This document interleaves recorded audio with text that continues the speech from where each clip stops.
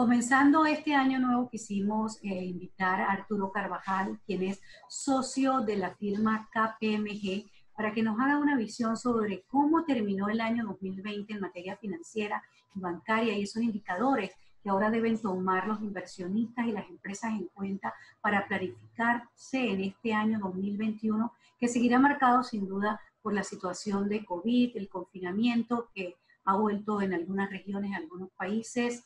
Y bueno, muchísimas gracias por concedernos esta entrevista para Martes Financiero. Muy bien, muchas gracias, buenos días, Katiuska, gracias a ti, también a la prensa, Martes Financiero.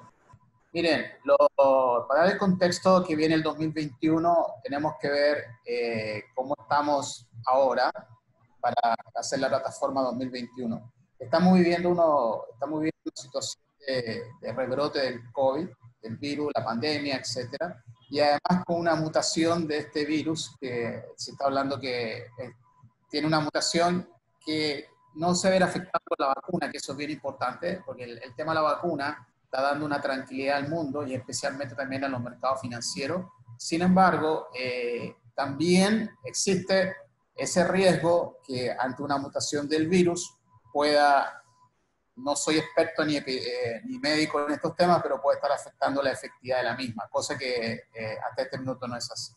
Sin embargo, este ha sido un año muy complicado en materia del virus, la pandemia, en materia económica, en materia de las personas, en la salud, que es muy importante.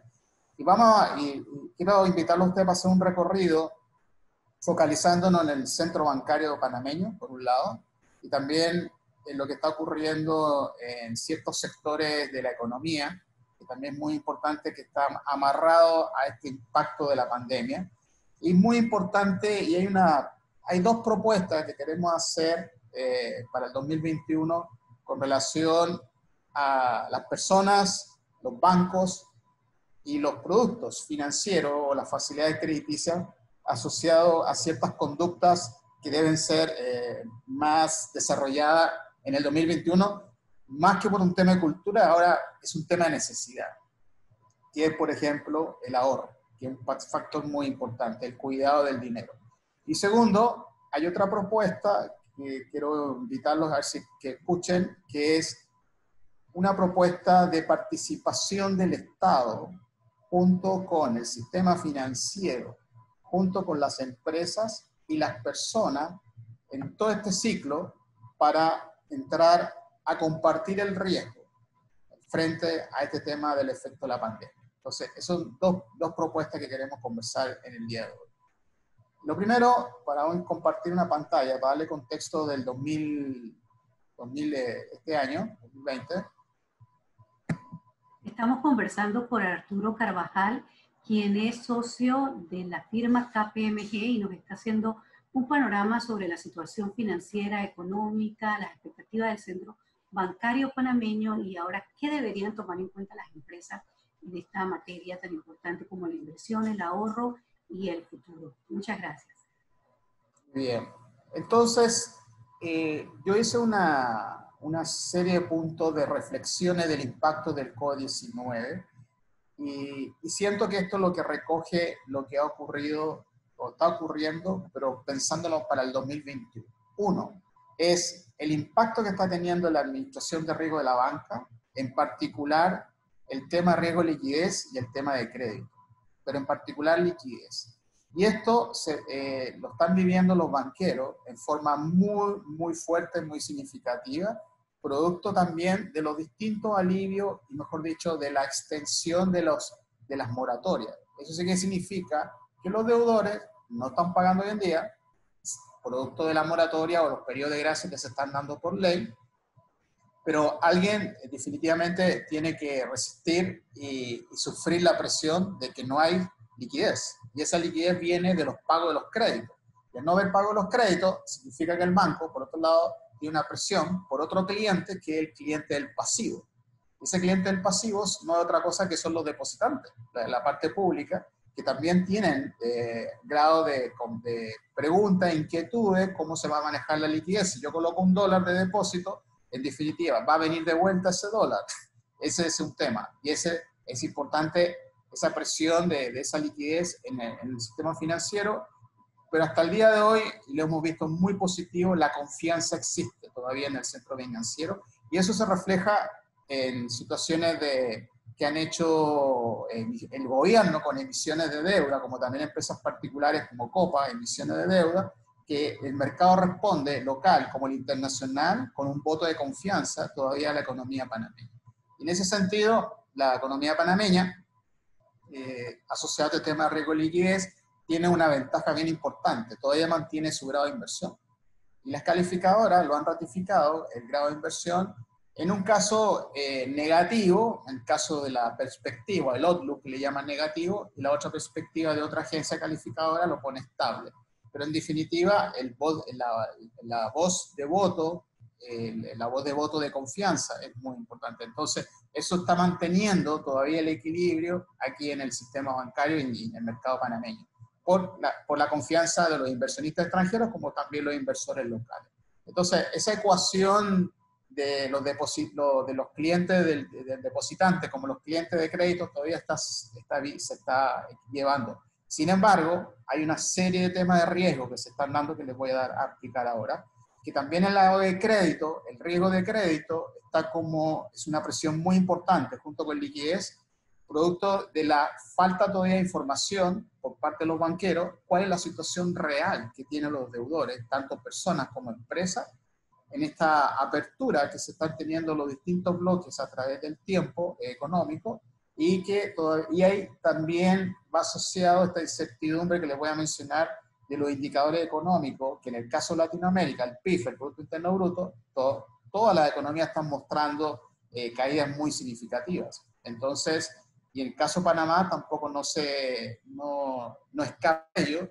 Sin embargo, esperábamos Producto Interno Bruto superiores al 20%, y las buenas noticias que se están dando que va a ser menos del 20%, se está hablando del 15% aproximadamente, con un efecto de rebote que significa, en palabras sencillas, recuperación. Significa Producto Interno Bruto positivo para el 2021 de un 5 a 8% de recuperación. Ahora, todo esto también hay que tenerlo con mucho cuidado por la situación de los rebrotes del COVID, por la etapa que estamos viviendo en los países actualmente y lo que va a venir en 2021, el primer trimestre, por el impacto de este rebrote, pero también yo siento también que viene la ola positiva de la vacuna. Entre más temprano empiece el proceso de la vacunación, diría yo, más confianza va a existir en los mercados, y más confianza en las personas, en los empresarios, etcétera, para poder volver a una nueva realidad con una vacuna, pero con un COVID o un virus, una pandemia relativamente controlada. Pero esto va a depender también de esa mutación de este virus nuevo, cómo va a impactar, cómo se va a comportar en los periodos futuros, en estos meses que vienen. En este contexto, ¿qué tienen que saber entonces los inversionistas para decidir sobre este año? Porque se habla también de buscar ese equilibrio entre la economía y la salud, no volver a cerrar, pero hay también quienes están presionando para volver a cerrar la economía local. Correcto. Ahí lo importante de los inversores es tener la máxima información en dónde van a estar invirtiendo. Y yo siento, y de la información que tenemos, hay ánimo, hay apetito de invertir en Panamá. Y en ese sentido hay interés de inversionistas privados, como es muy importante el interés del inversionista público, que es el Estado, el gobierno, que también tiene programas de inversión pública muy importantes que en 2021, pero eso tiene que ir acompañado de inversión privada, y eso se llama lo importante de Panamá, que ha vivido en el pasado muy exitosamente con la participación de inversionistas extranjeros. Entonces, ahí hay una figura que el gobierno ha estado trabajando, y que es lo que es la asociación privada pública, la famosa APP, y también lo que le llaman la palabra en inglés joint venture, también con inversionistas extranjeros. Pero hay que es muy importante, es trabajar en la recuperación del país. Eso es muy importante. Y esa recuperación viene con la apertura definitivamente de todos los bloques y volver a crecer como se estaba creciendo antes, al menos ojalá lo que crecíamos en el 2019, que no era bueno, y algunos colegas economistas indican que recién en el 2024, 2023 vamos a estar volviendo a lo que estábamos en diciembre de 2019. Entonces, y lo que estoy diciendo es bien importante porque hay una caída, va a haber una recuperación, pero no, a mi opinión no va a ser una recuperación muy violenta hacia arriba, positivo. Va a haber un efecto rebote, vamos a volver a tener caída, pero vamos a tener menores caídas significativas y hasta llegar a una estabilidad en 2023-2024. Y eso que contribuye sigue el nivel de incertidumbre por el comportamiento del ciclo económico, de lo que acabo de explicar 2021 en adelante, y producto también del grado de impacto de la pandemia, que es lo que estamos conversando ahora. Y eso tiene un impacto directo en el sector del sector financiero, en la banca, que es qué tan profundo es el deterioro de las carteras de crédito, como también las carteras de inversiones que tienen por sector económico las distintas instituciones financieras. Y ese es un tema que los bancos y la superintendencia están trabajando, y también con la asociación bancaria, y también con las otras asociaciones gremiales, para saber cuánto es realmente el deterioro, y para eso se está trabajando ahora en la estimación más razonable, más objetiva, con mayor evidencia objetiva para la estimación de las reservas que se tienen que constituir definitivamente en diciembre 20 por las instituciones financieras. Pero eso va asociado a otro tema, que son los alivios financieros. Y eso, primera vez que en el 2020 vivimos los alivios financieros porque no lo conocíamos. Lo conocíamos en libros y lo conocíamos en otras regiones, pero en Panamá empezaron los alivios muy parecido a lo que se hizo en Europa, pero también hay una variante que en Panamá no se ha hecho, se habla, que les voy a comentar más adelante, que es la propuesta que tenemos nosotros como segunda propuesta para poder compartir esta recuperación entre todos. Entonces, todo alivio, a través de los créditos modificados, como también de la moratoria extendida, de la periodo de gracia, la ley 156, y los créditos modificados, que es la 9-2020, 13-2020, han dado hacia el deudor un respiro en materia de los pagos, o sea, en materia de la liquidez. Entonces, no está esa presión del deudor de estar pagando las cuotas ahora, si no lo va a pagar para el 2021, o las letras, para el 2021. Pero, sin embargo, eso genera una presión en el motor del sistema, que es lo que expliqué recién, de la liquidez. Y eso es un tema, y también una presión en las reservas de los bancos, que también es un driver o es una forma que los banqueros tienen que cubrir bastante bien. Entonces, a la vez de esto, los banqueros han tenido una muy buena voluntad, porque antes de la ley 156 se generó también un acuerdo con el gobierno para hacer extensión de las moratorias. Entonces, se está trabajando en eso. Ahora, como consecuencia de esto, de los acuerdos, de los créditos modificados, y como en esto de alivio y la ley 156, se está creando un fenómeno de postergación del efecto colateral de reestructuraciones y la ejecución de créditos. En ese sentido, ¿qué significa eso? Que recién en julio del 2021, los banqueros, cuando se extinga la extensión de los modificados, como también de la parte de todos los modificados, mejor dicho, va a venir una ola de reestructuraciones, porque estoy seguro que los deudores, ya sea el sector consumo como el sector corporativo, comerciales, no van a tener la capacidad de ponerse al día en junio de 2021, van a tener que reestructurar. Y eso va a generar una presión en la parte de riesgo de crédito y un análisis muy fuerte por parte de los banqueros si reestructuro o no reestructuro, o cuánto voy a reestructurar. Y eso también va a dar otro tema que hasta junio no se puede hacer, que son la ejecución de crédito. Eso significa declararlo en incumplido un crédito, y es lo que nadie quiere, pero eso también se va a estar dando. Entonces, todo esto que origina, en otras palabras, es lo que yo le llamo la burbuja de riesgo de crédito. Hasta que no se pase ese efecto de las postergaciones, los alivios, que son buenos, es algo positivo, pero también tiene ese efecto que me está postergando el problema, y es un tema que los banqueros, y muchos de ellos lo saben, que tienen que tenerlo muy claro al 30 de junio de 2021 para poder entrar a un arreglo y mitigar lo máximo posible ese impacto de incremento de reserva, y ojalá no ejecutar ningún crédito. Ejecutar un crédito significa llevar a cobranza judicial. Y eso Claro, sí y trae... es una pérdida también para ambas partes.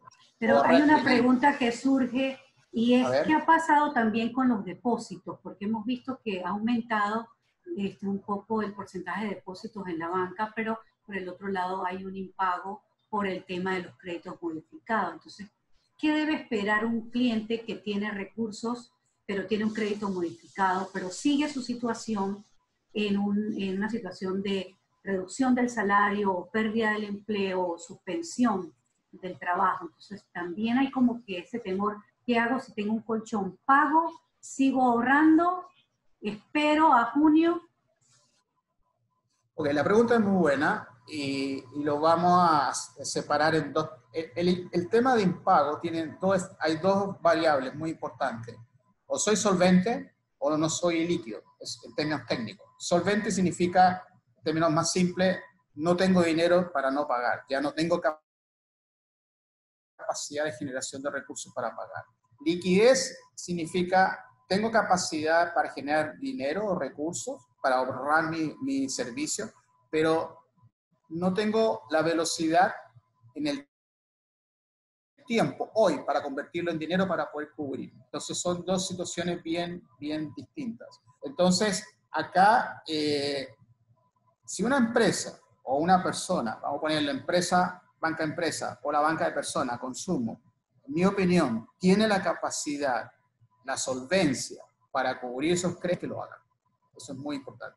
Si tiene problemas de solvencia, no tiene problemas de solvencia, pero sí tiene problemas de liquidez, que esté acogido a los programas de alivio financiero.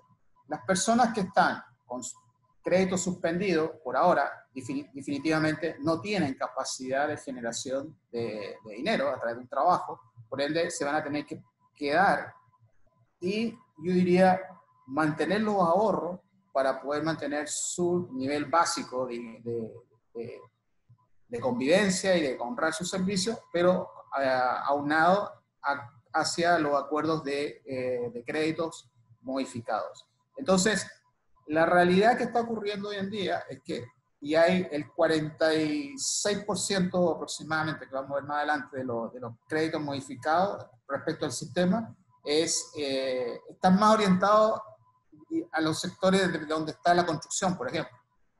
Y es lo que les voy a mostrar ahora. Miren. En la página 4, ahora, los principales sectores económicos que están con préstamos modificados, si se dan cuenta, es construcción, comercio y los servicios. Ahí está todo totalmente concentrado. Entonces son sectores de la economía que están altamente afectados hoy en día. Y por otro lado, en el lado izquierdo, en la evolución de los créditos modificados, que hubo un incremento allá por julio, agosto, septiembre, pero si se dan cuenta, septiembre, octubre, noviembre, diciembre, hay una baja de los créditos modificados. ¿Qué significa eso? Que es lo que yo acabo de decir. Hay sectores, clientes de ciertos sectores, que sí tienen la capacidad y están honrando la modificación de crédito. Pero hay otros sectores que yo estoy seguro que el sector construcción, comercio, servicios, ellos van a tener que esperar 2021 para poder llegar a un acuerdo con el banquero, y eso es lo que yo le digo, la ola de las reestructuraciones que viene más adelante. Porque 6 meses más por delante va a ser muy difícil recuperarse en esos sectores. Pero otros sectores sí tienen la capacidad. Entonces, es una combinación. ¿Se entiende bien? Ahora, el fenómeno del depositante, que sí me llamó la atención que han aumentado los depósitos, eso tiene una respuesta, confianza en el sistema bancario panameño, y por otro lado, los bancos, y podemos ver acá, no sé si se alcanza a ver, los Y se bancos, alcanza a ver bien. ¿sí? Si lo podemos mirar aquí nada más, lo pueden poner ya. Esta es la información a septiembre 2020. En general la banca, si lo miramos todos los números son robustos, y en esto muy importante, lo primero que tenemos que ver es el capital. Si se fijan, el capital de la banca privada extranjera, internacional, la banca general, está en 6.4 billones de dólares y todavía mantiene los 6.4, 6.5 billones de dólares. Entonces, ya ha crecido 110 millones de dólares, comparando diciembre a septiembre. Entonces, está bastante robusta.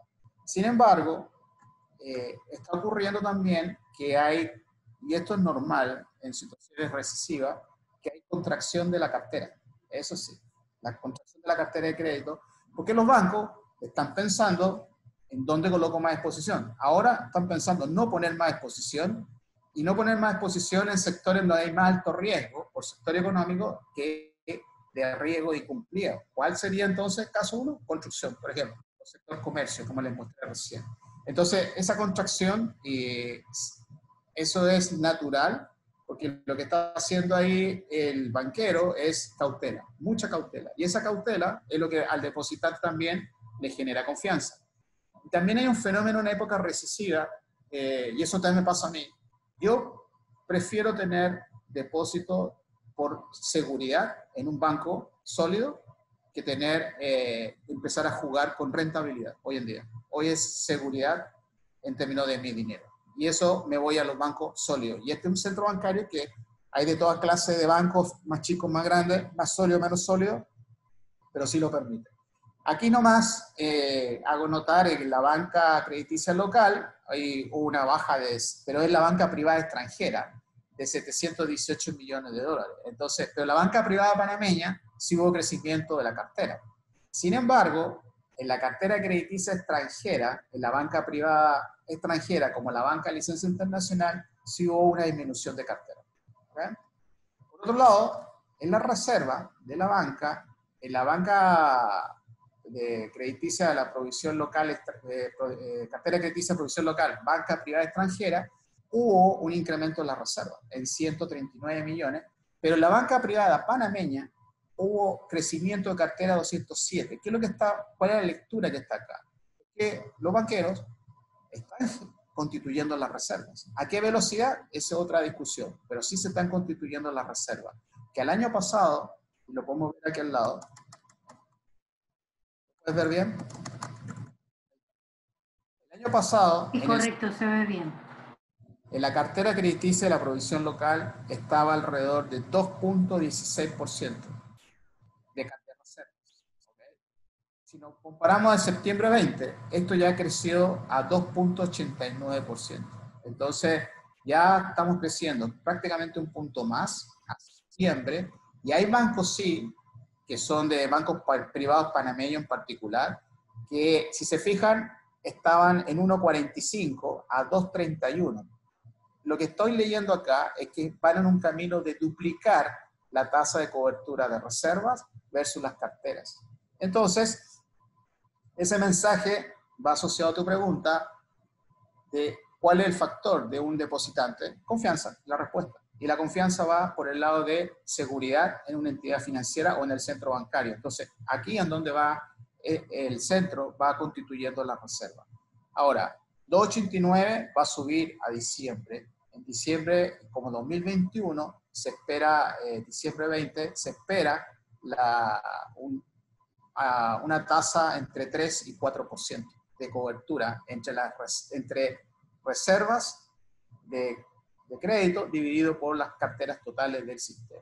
Ahora, van a haber unos más, unos menos. Ahora, van a haber sectores que sí van a tener, y hemos visto ya reservas del 8%, 7% de cobertura entre reservas versus cartera.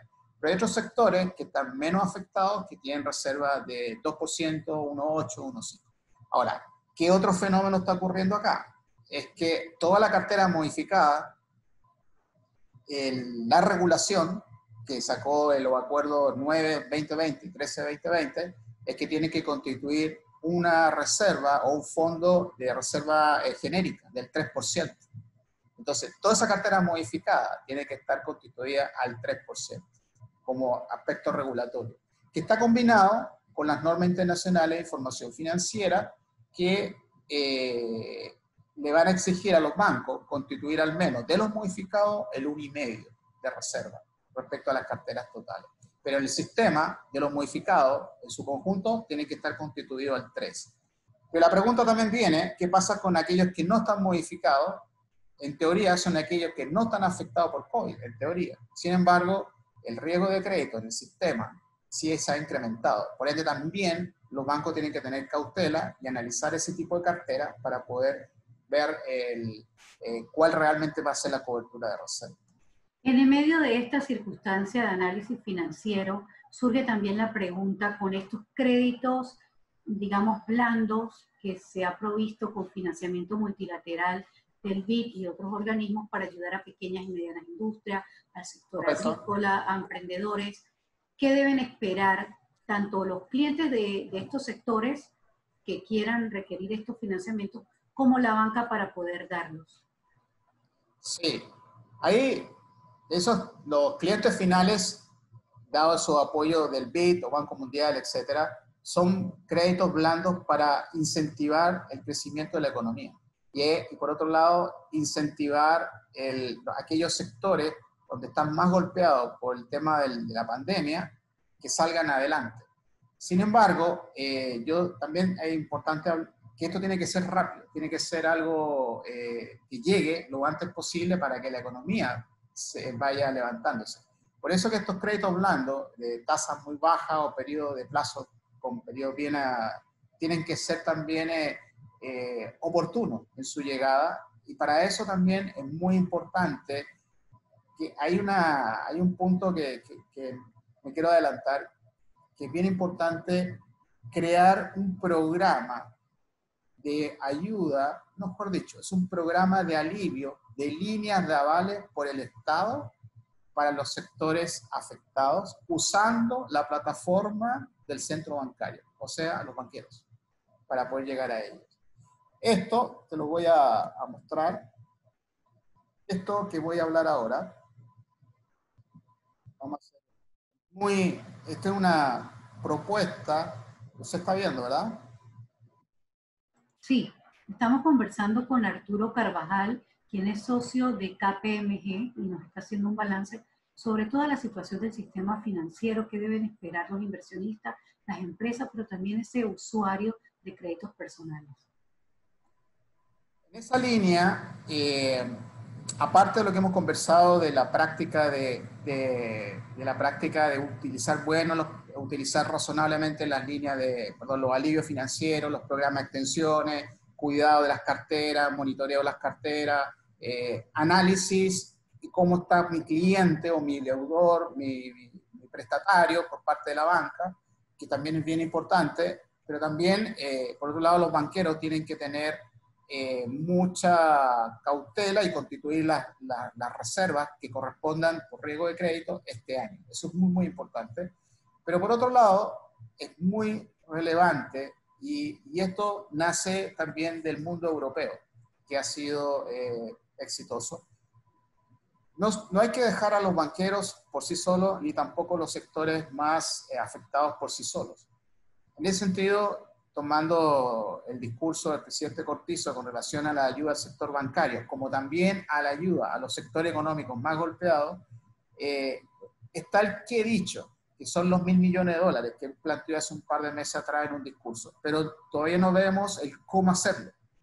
Y ese cómo, nuestra propuesta para el 2021 es que se someta una propuesta de línea de avales del Estado hasta un monto X para poder facilitar el mantenimiento del empleo, paliar los efectos económicos de la crisis sanitaria. Y la idea es de este programa de avales que se otorgarían a través de financiaciones concedidas por las entidades financieras. ¿Qué quiere decir?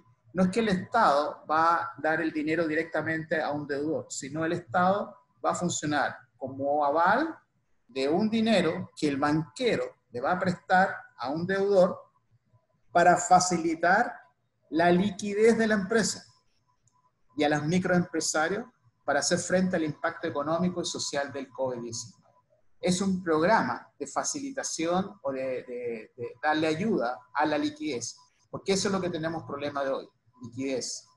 ¿Y estos fondos vienen de cuál? Porque entiendo que esos 1.000 millones es un fondo de provisionamiento para casos de emergencia, ¿no? De la banca. ¿Sería de allí o sería de otro fondo? Sería de los 1.000, ese fondo son 1.000 millones que está abierto en dos, 500 millones de dólares que es para el sector bancario y 500 millones para el sector final.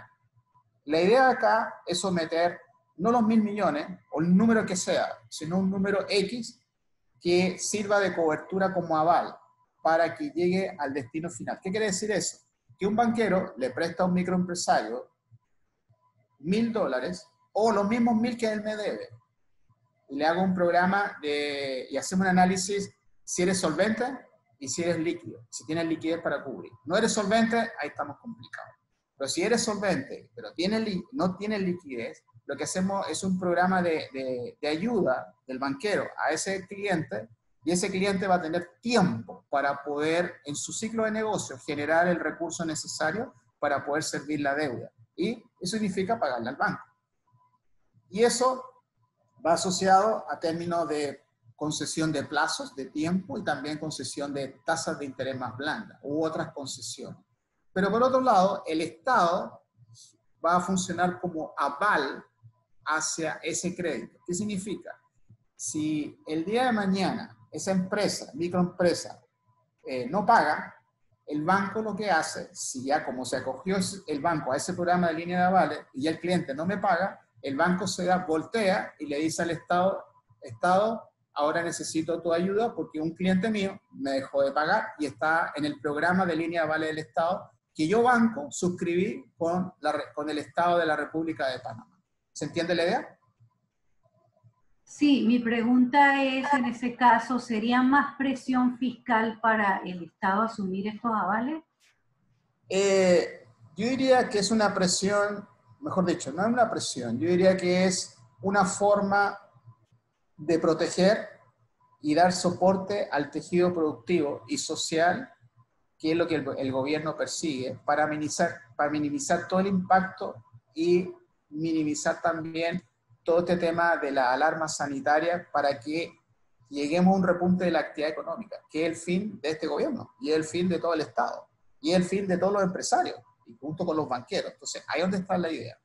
Entonces, esta línea de avales, para que veas que esto está funcionando en Europa, fíjate acá, en Alemania, el 16% del PIB está destinado a línea de avales del Estado hacia los sectores económicos más afectados, pero a través de la banca, y representa el 16% del PIB en el caso de Alemania.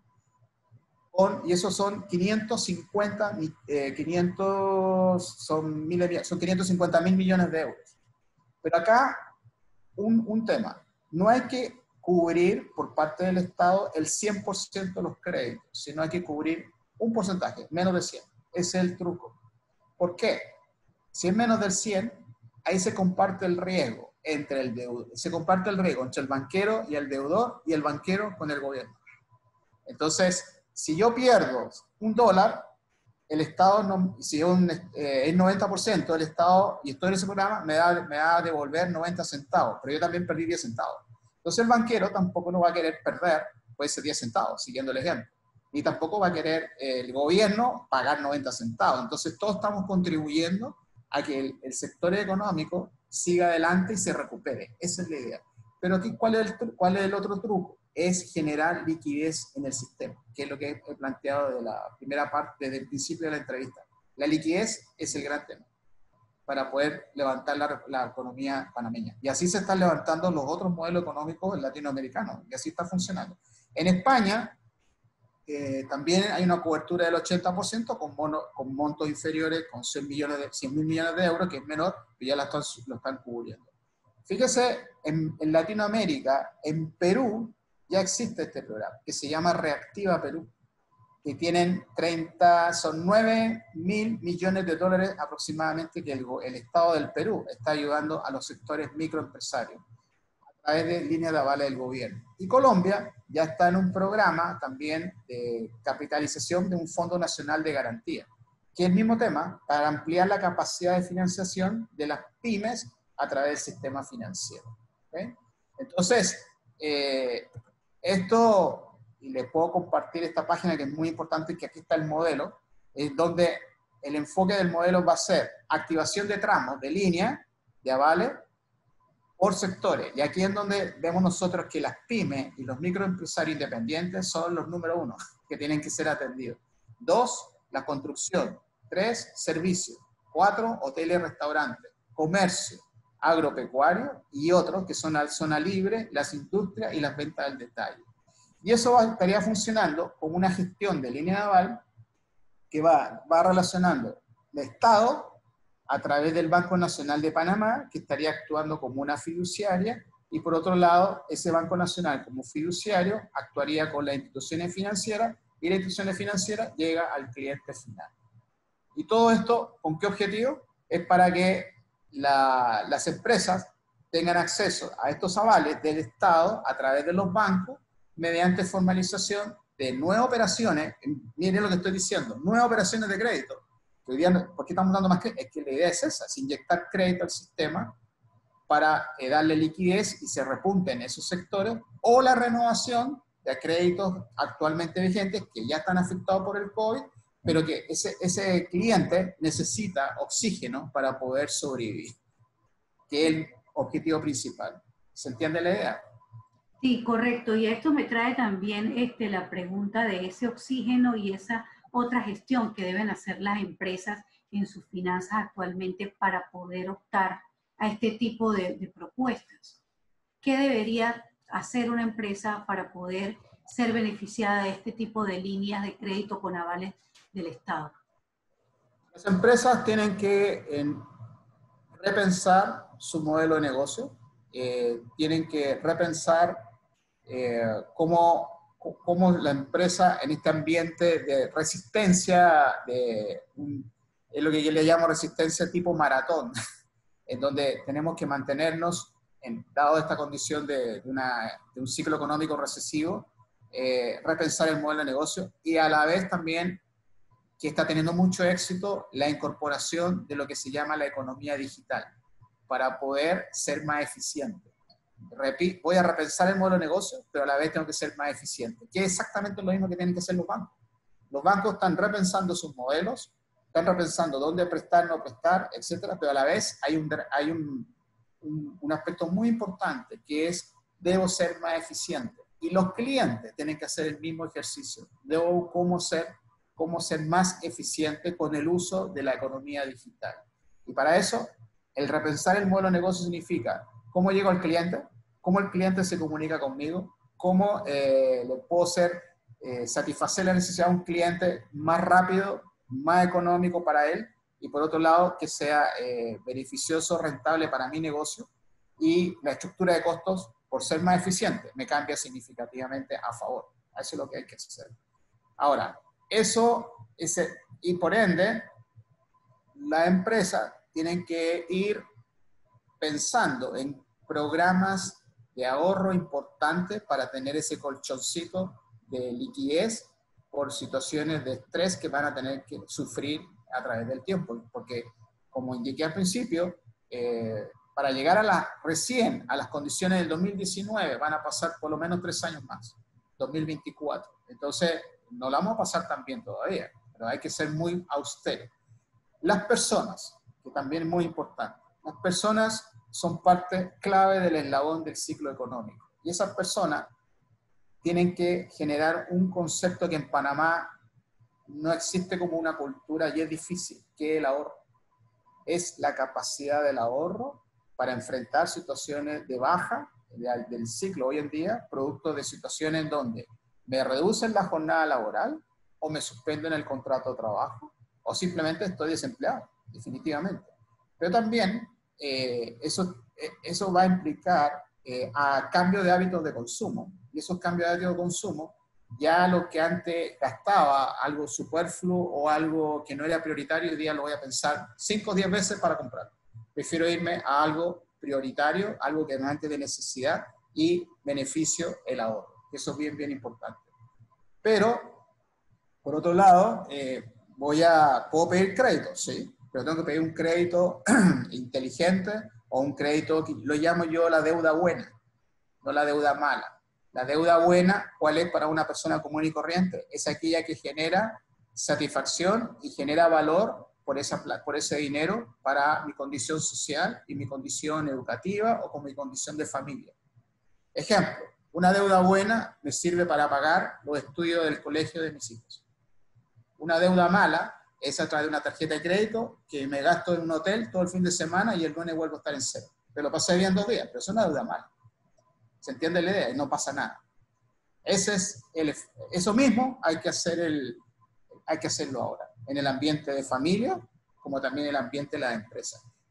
Ocurriendo esos elementos que acabo de indicar, junto con la línea de avales por el Estado, se da la tormenta perfecta, pero tormenta perfecta de la buena, no de la mala, para poder unir todas las piezas de la economía e ir hacia una reactivación económica.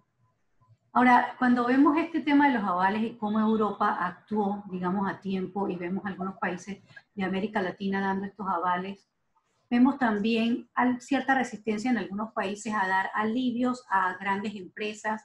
Por ejemplo, la industria de la aviación pidió como gremio a todo el mundo dar ayudas a las aerolíneas para no perder los empleos en aeropuertos, en todo lo que es el ramaje de suministro de esta industria. Y sin embargo, encontró resistencia en América Latina.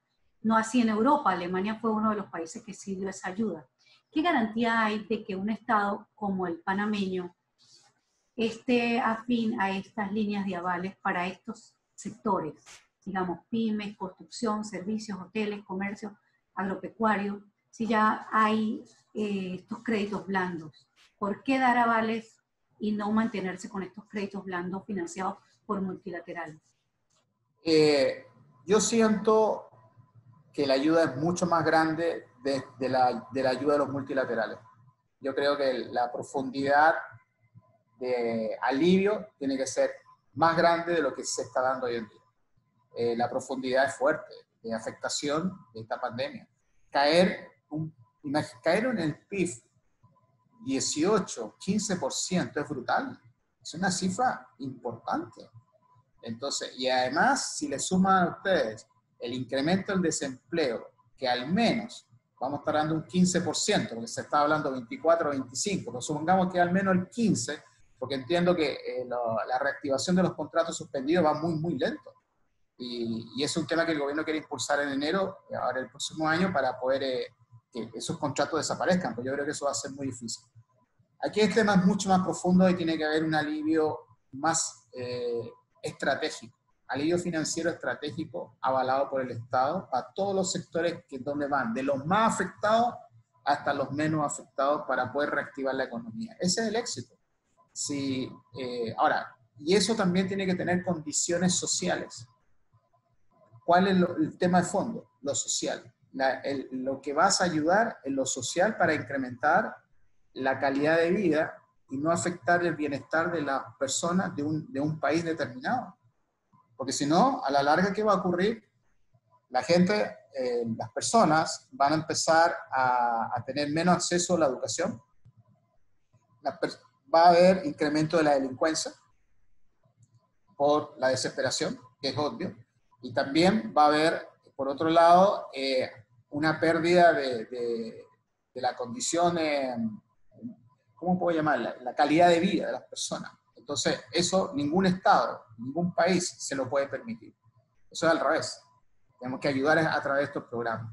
Y eso ha sido el éxito de estos países desarrollados. El caso europeo que acabo de mencionar, pero Perú lo está viendo. Perú es un país exitoso y está atendiendo a través de estos programas a los sectores más vulnerables, que son las personas que tienen una cocina muy chiquita, las personas que tienen un salón de belleza, un taller mecánico, que son independientes. Entonces, la idea es incentivar y subir el nivel de vida, la calidad de vida de las personas. Y eso es los aspectos sociales. Por eso cuando mencionaba acá, lo importante acá es para hacer frente no solo al impacto económico, sino al impacto social producto de la pandemia, que eso es muy, muy importante. Y hago resaltar, proteger y dar soporte al tejido productivo y social, que eso es bien importante. Y en otras palabras, no es interrumpir, lo que no se quiere, interrumpir el flujo de la economía real. Es eso. Otra pregunta que surge es, ¿qué pasa con estos planes solidarios que ya existen? Panamá Solidario y otras ayudas que está dando el gobierno. Comparado con otros países, es bajo en Panamá. Pero también, digamos, Panamá ha tenido una caída abrupta de sus ingresos fiscales por medio de impuestos, que ha caído muchísimo. Y por otro lado, no hay un banco central que soporte esa política monetaria. Entonces, ¿cómo dar esta línea de avales con esos dos ingredientes? Estamos tocando un tema muy, muy importante. La ausencia del Banco Central. Es justamente la línea de avales a través del Estado, es justamente para buscar los beneficios de tener un Banco Central. Ahora, Panamá ha sido exitoso en su modelo ante la ausencia de un Banco Central, y eso lo ha demostrado a través del tiempo. Y hay muchos argumentos de que esto ha sido así, y yo también siento que ha sido también un factor clave de éxito. Aquí el tema, la clave es el Banco Nacional de Panamá para estos modelos, como fiduciario, ojo, y servir de enlace entre el Estado, la banca y el cliente final o el deudor final. Ahora, lo que usted también dijo, la reducción de ingresos fiscales, lógico, porque la economía está en una recesión, está en una contracción económica, hay decrecimiento, y ese decrecimiento lo que está originando menos ingresos, por ejemplo, menos tributos para el gobierno. Entonces, nuevamente hay que buscar el mecanismo para que al revés se genere ese crecimiento en la economía para generar mayores ingresos por parte del Estado, y con eso ir mejorando, que es muy importante, la condición fiscal o la situación fiscal del gobierno, del Estado, que eso es muy importante, que las calificadoras de riesgo lo están viendo. Por ende también es bien importante el equilibrio, la deuda versus el Producto Interno Bruto, y eso es la sostenibilidad fiscal, ¿no? Ya esta propuesta ha sido presentada por KPMG a los organismos del Estado. Esta propuesta ya fue conversada, presentada a la Asociación Bancaria de Panamá, ya fue presentada a la Gerencia General del Banco Nacional de Panamá, y en estos minutos entendemos que a través del Banco Nacional de Panamá y la Asociación Bancaria ya está en manos del gobierno el estudio de esta propuesta de KPMG. Cuando se termine el 31 de junio, y no se trata aquí de ser adivino, sino de hacer proyecciones económicas, 31 de junio del 2021, ¿qué abanico de opciones deben tener los bancos para reestructurar todos esos créditos? Se habla de extensión de cuotas, de extensión de créditos, de arreglos con las tasas. No será una solución única, pero ¿qué recomendaciones dan ustedes? Lo primero, y voy a cambiarme creo que es bien importante la pregunta, ¿sabes? Vamos a ver al otro. Estamos conversando con Arturo Carvajal, quien es socio de KPMG, y nos está indicando esos desafíos que tiene el sistema financiero, esta propuesta de que el Estado funja como fondo fiduciario a través de avales para financiamientos a sectores estratégicos. Y ahora le preguntamos acerca de qué hacer para esta etapa de reestructuración grande que va a haber de tantos créditos modificados durante la pandemia COVID, que ha ocasionado que muchas personas opten por todos estos alivios financieros. Sí, la pregunta es muy buena y muy importante, porque el 30 de junio se extinguen estos alivios financieros que son el tema de los créditos modificados. Y hay ya una instrucción por el Acuerdo 1320 que hay que hacer a los banqueros en tal situación, si deja de cumplir, no deja de cumplir, en qué situación va a estar en términos de si está en términos de días de mora, si cumplió o no cumplió, etcétera, etcétera, a marzo, a junio, y después julio es donde viene el tema. Aquí, ¿cuáles son las variantes? Definitivamente los banqueros lo que tienen que hacer desde ya es una gestión de cartera de crédito con la óptica de un análisis más profundo del efecto de la actual crisis y el potencial impacto en el comportamiento de los deudores. Eso es muy importante. Lo último que acabo de decir. El banquero, y eso lo hemos conversado con varios de ellos, ya están trabajando cómo se está comportando el deudor hoy en día. Y ese comportamiento, aunado a la experiencia previa al COVID de esos clientes, junto a este comportamiento actual y en lo que se viene en los próximos meses, le va a dar el abanico de alternativa para reestructurar facilidades crediticias de un cliente, para un banco. ¿Eso qué significa? Un banquero, en esa gestión, de cartera de crédito en este nuevo ambiente, va a tener que hacer una mayor granularidad o más fineza qué son sus clientes, y va a tener que hacer, en inglés le llaman los clusters, o grupos de clientes de cartera, cómo están siendo impactados por la crisis actual y cómo podemos ver si realmente me va a poder pagar o no me va a poder pagar. Y si me puede pagar, ¿cuánto me puede pagar? ¿A qué costo, qué tasa de interés me puede pagar? ¿Y en qué plazo me puede pagar?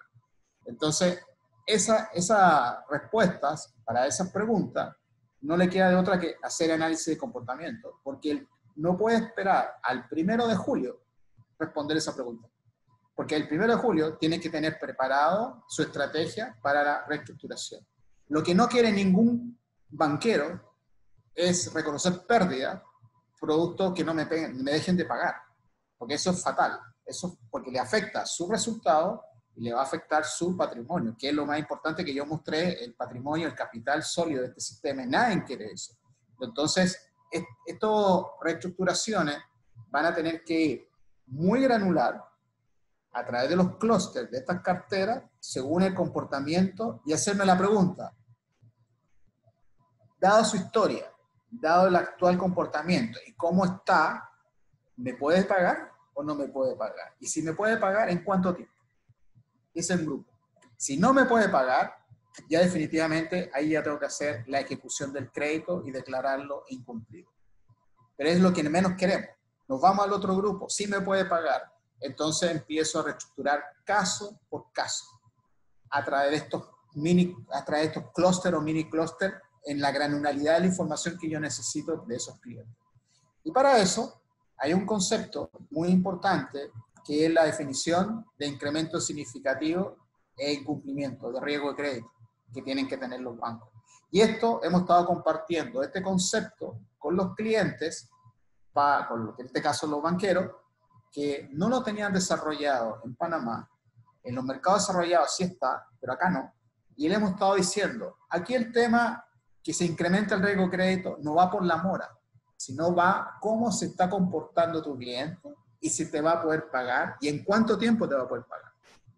Entonces, le hemos indicado, si se fija, le hemos indicado a ellos, mira, tú tienes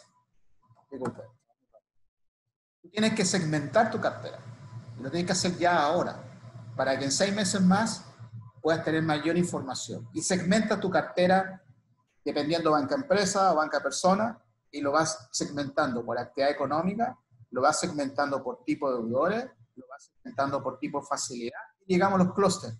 Entonces, ¿cuál es el punto de fondo? Es que voy a aplicar decisiones bien focalizadas a las áreas de crédito más riesgosas, a las que son menos riesgosas, hasta las que son mínimo riesgo que tengo. ¿Se entiende la idea? Y para eso, Sí. ya tienen que tener esto, y lo tienen varios bancos. Tienen que tener, por tipología de alivio financiero, cuáles son los préstamos con moratoria automática, cuáles son los préstamos con moratoria extendida, cuáles son aquellos de préstamo mención especial modificado, que es el 48% del sistema, cuáles son los préstamos reestructurados antes de COVID, ojo, porque los reestructurados por sí solos, antes de COVID, hoy ya es un nivel de riesgo más alto de aquel que nunca hizo nada, como aquel que tiene préstamos sin cambios. Entonces, estos mínimos, 3, 4, 5 clústeres, es lo que tiene que tener un banquero hoy en día en su cartera para tomar decisiones en A, en B, C, D o E. Ahora, ¿cuál va a ser la presión del 48% de los préstamos con mención especial modificado? Y ahí es donde tiene que definir de todos esos préstamos con mención especial modificado para reestructurar en julio de qué sector económico viene. Si viene del sector de la construcción, va a ser una actuación distinta. Si viene del sector de servicios o viene un sector que no está tan afectado por el impacto de la recesión del ciclo económico. Y ya para ir cerrando, se señalaba al principio de esta entrevista la necesidad de que Panamá siga siendo ese imán de atracción de inversiones y hay apetito por invertir y nos dimos cuenta por las emisiones de bonos. que tanto hizo la República como algunas empresas del sector privado. ¿Cómo atraer esa inversión? Está a la mano esta ley de asociaciones públicas y privadas. ¿Qué otras herramientas tiene Panamá, si me lo puedes resumir muy pequeñito, para seguir siendo ese foco de inversión? Y ya se nos está agotando el tema. Correcto. Uno, solidificar y mejorar la calificación Riesgo País. Eso es clave. Estar en triple B, estamos en el grado de inversión, pero estamos a un peldaño que si nos va mal, salimos del grado de inversión. Tenemos que cuidarlo. Y para eso tenemos que trabajar en ello. Uno. Dos, mantener confianza en el sistema financiero de Panamá, y esa confianza va no por una recomendación de manejo de los alivios y administración de los alivios financieros con un programa de líneas de avales del Estado para los sectores más afectados con la plataforma del sistema financiero bancario que ha sido exitoso y es sólido. Por otro lado, lo importante acá es que realmente se vaya conociendo la realidad de lo que estamos viviendo, y esa realidad no otra cosa que conocer mejor a nuestros deudores por parte de los banqueros. Por otro lado, mantener, y como se ha mantenido hasta el día de hoy, reglas de regulación bien estrictas y bien profesionales como ha sido hasta el día de hoy, porque la imposición de los acuerdos y donde han colocado esos fondos de los fondos mínimos de regulatorios son vitales para la tranquilidad. Ese es como un freno de mano al sistema para que no bajen de los ciertos niveles de reserva de provisión, que es la provisión genérica que impuso el regulador. Eso también es muy importante. Y también muy importante esta relación Estado, participante del mercado y los clientes. Al final, los deudores que están acá en el sector más afectado son los que tenemos que cuidar. Y el objetivo social es lo más importante. El objetivo social es que los grupos de personas, los grupos de empresas, no bajen su condición de vida, por un lado, y no tampoco, y por otro lado, las empresas sean sostenibles en el tiempo para que puedan satisfacer los objetivos sociales que tienen las empresas. Ahora, un tema importante, lo hemos hablado, pero no tan así de certero. ¿Cuál es? Que en estos programas de alivio a financiero hay que bajar el desempleo.